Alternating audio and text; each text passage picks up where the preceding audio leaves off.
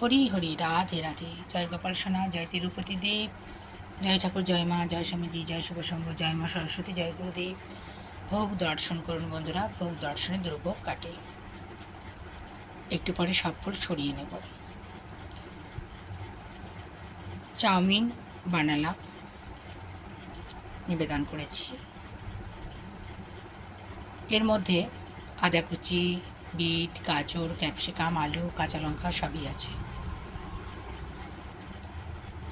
বানানোর সময় অল্প লবণও দিয়েছি, আর শেষে চাউমিন মশলাও দিয়ে দিয়েছি, মানে যেগুলো থাকে।